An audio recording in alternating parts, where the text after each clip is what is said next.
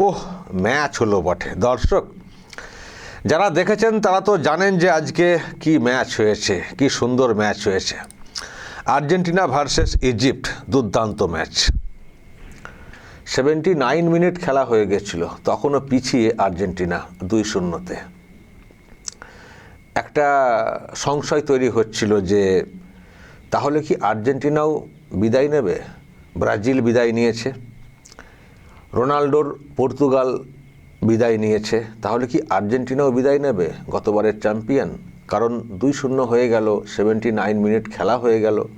আর আর্জেন্টিনার খেলাটা খুব একটা ছন্দেও ছিল না, বরং অনেক বেশি এনার্জি নিয়ে ইজিপ্ট খেলছিল।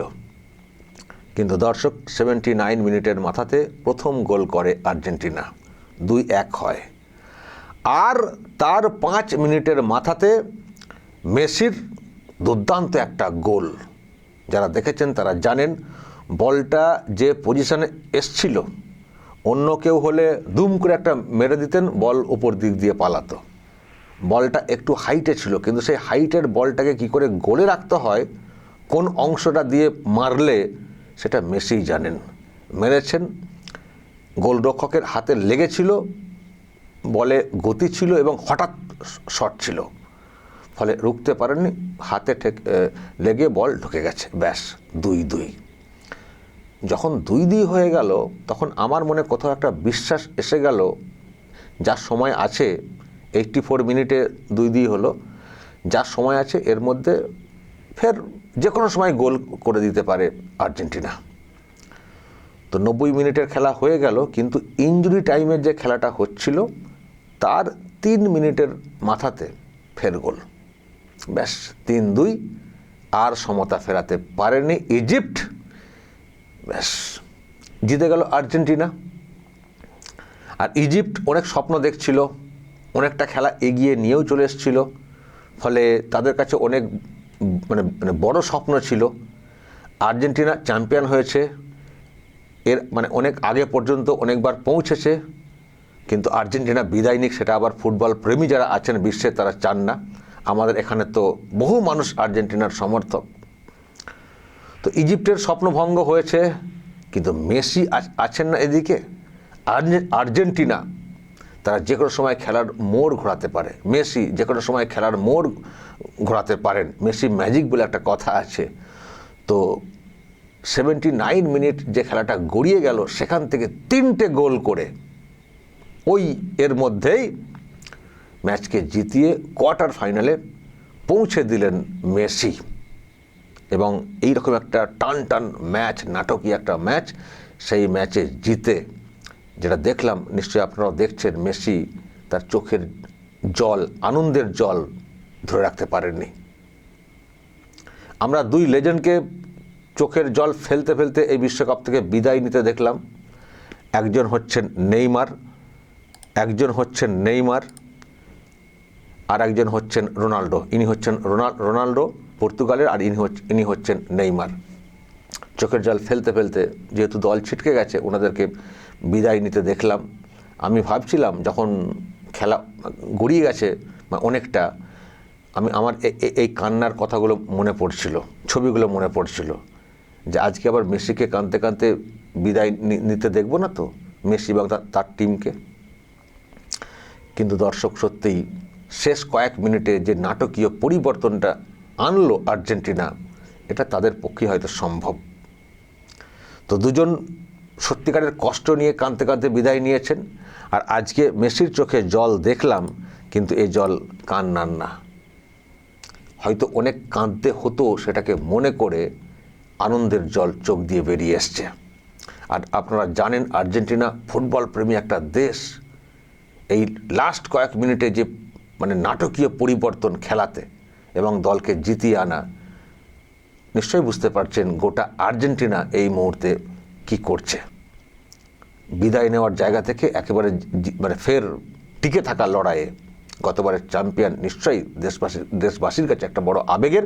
এবং আমাদের ভারতীয় যারা আমরা আছি, বাঙালি, এখানেও প্রচুর সমর্থক আমরা জানি আর্জেন্টিনার, ফলে আমাদের কাছেও কিন্তু এই আর্জেন্টিনা নামক টিমটা বড় আবেগের। ব্রাজিল এমনিতেই বিদায় নিয়ে নিয়েছে, আর্জেন্টিনা চলে গেলে হয়তো বিশ্বকাপের জৌলুসটা খানিকটা হারাতো, সেটা আমরা হয়তো বলতাম। কিন্তু আমরা আবার এটাও কেউ কেউ চাই নতুন টিমও উঠে আসুক, নতুন টিমও বড় হোক, আগামী দিনে তারাও শক্তপোক্ত হবে, মনোবল বাড়বে, টুর্নামেন্ট আরও বেশি আঁটোসাঁটো হবে। নিশ্চয়ই এটাও আমরা কেউ কেউ চাই। স্পেন জিতেছে, বড় টিম হয়েছে, এইরকম আর কি। তো যাই হোক, কিন্তু আর্জেন্টিনা চলে গেলে জৌলুস অনেকটাই চলে যাবে, এটা আমাদের অনেকেরই ধারণা। কিন্তু আর্জেন্টিনা ফিরে এসছে ওই রকম জায়গা থেকে। এবার কোয়ার্টার ফাইনালের যে খেলা সেগুলো হবে, তবে তাদের মুখোমুখি কারা হবে সেটা ডিপেন্ড করবে আর একটা যে ম্যাচ আছে আজকে রাত 1:30 থেকে, কলম্বিয়া ভার্সেস সুইজারল্যান্ড, সেটার রেজাল্টের উপরে নির্ভর করবে। আমি দর্শক যে লিস্ট দেখাবো কোয়ার্টার ফাইনাল কার সঙ্গে কার খেলা হবে, এখনও পর্যন্ত যে লিস্ট দেখতে পাচ্ছেন, ফ্রান্স বনাম Morocco 10 July 1:30, Spain versus Belgium 11 July 12:30, মানে রাতের মানে তারিখগুলো একটু বুঝে নিতে হবে। নরওয়ে ভার্সেস ইংল্যান্ড, নরওয়ে ব্রাজিলকে হারিয়ে দিয়েছে, ভাবুন, ব্রাজিলকে নরওয়ে হারিয়ে দিয়েছে, তারা ইংল্যান্ডের মুখোমুখি হবে, খুব ভালো খেলেছে। আর আর্জেন্টিনা ওয়েট করবে পরের ম্যাচে কোন টিম জিতবে। তো এই হচ্ছে কোয়ার্টার ফাইনাল, তারপর সেমিফাইনাল, তারপর ফাইনাল। বিশ্বকাপ শেষের দিকে চলে এসছে, মাঝখানে আমি আর কোনো খবর করিনি। আমাদের কাজের ফাঁকে আমরা ম্যাচ দেখার চেষ্টা করি। আর আজকের ম্যাচটা এমন একটা সময় থেকে শুরু হয়েছিল, এই ম্যাচটা সকলে চোখে আর কি ঘুমের ব্যাপারটা আসেনি আশা করি, কারণ রাত্রি 9:30 থেকে এই ম্যাচ শুরু হয়েছিল। তো সেখান থেকে এই ম্যাচ পুরোটাই নিশ্চয়ই আপনারা অনেকেই দেখেছেন। তো যাই হোক, এবার কোয়ার্টার ফাইনালে কি হয় না হয় সেদিকে আমরা তাকিয়ে থাকব। তবে যেভাবে এগিয়ে যাচ্ছে আর্জেন্টিনা, দেখা যাক কত দূর এগোতে পারে। কিন্তু দর্শক, আজকে একটা প্রশ্ন করতে ইচ্ছে করছে যে আজকে যারা আর্জেন্টিনার ভক্ত, মেসি ভক্ত, নিশ্চয়ই তারা আজকে মন দিয়ে খেলা দেখেছেন, কিন্তু উনি কি আজকের ম্যাচটা দেখেছেন? অরূপ বিশ্বাস আজকের ম্যাচটা কি দেখেছেন? মেসিকে জাপটে ধরে কলকাতা স্টেডিয়ামে যেটা করেছিলেন, বিশাল মেসি ভক্ত বলে বলেছিলেন, আজকের ম্যাচটা দেখেছেন? তো দেখে আপনার কি রিয়াকশান খুব জানতে ইচ্ছে করে। যে মেসি ফুটবল বিশ্বকে কাঁপান, যে মেসি দেশকে এইরকম জায়গায় মানে ফিরিয়ে আনেন, মানে বিদায় নেওয়ার জায়গা থেকে আবার লড়াইয়ের জায়গায় ফিরিয়ে আনেন, কত বড় একজন ফুটবলার, বিশ্বে ইনার কত খ্যাতি। আর আপনি তাকে কি করেছিলেন কোমর জড়িয়ে ধরে? হ্যাঁ, আজকে দেখেছেন, আজকেও দেখলেন তার জন্যে, তার এই গোলের জন্যে, এবং রেজাল্টের পরে গোটা স্টেডিয়াম কি করছিল দেখেছেন? আপনার মধ্যে কেউ জড়িয়ে ধরতে গেছেন নাকি বাইরে থেকে গিয়ে? নিশ্চয়ই তাদের সতীর্থ যারা, তাদের ব্যাপারটা আলাদা, কিন্তু সম্মান দূর থেকে কীভাবে দেওয়া হয়েছে দেখেছেন তো? আর আপনি কী করেছিলেন? কলকাতার সম্মানটাকে নষ্ট করেছেন, ভারতের সম্মান নষ্ট করেছেন। এই রকম একজন লেজেন্ড ফুটবলার, তাকে এইরকমভাবে জড়িয়ে টড়িয়ে জাপটাজাপটি করে তাকে এখান থেকে রাগে চলে যেতে হয়েছে। কলকাতা সম্পর্কে একটা বিরক্তি ভাব, একটা তিক্ত অভিজ্ঞতা হয়েছে তার, এবং সেই সঙ্গে কলকাতার লজ্জা। হ্যাঁ, আপনি কি করেছিলেন? আজকে সেই মেসি এই বিশ্বকাপে হ্যাটট্রিক করেছেন।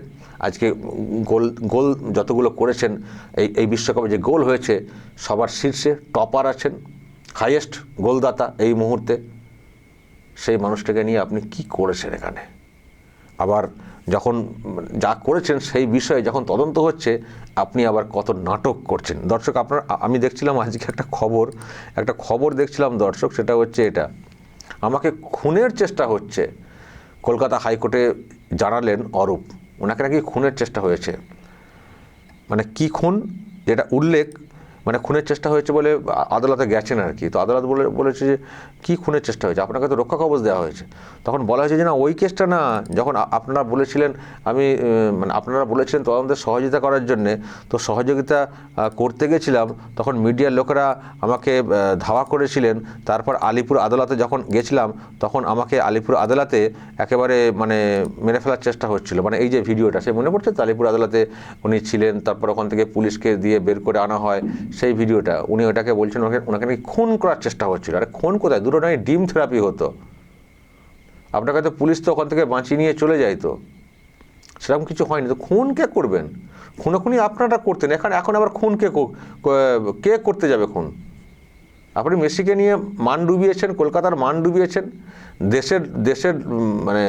দেশের সম্মানকে ডুবিয়েছেন বিশ্বের দরবারে।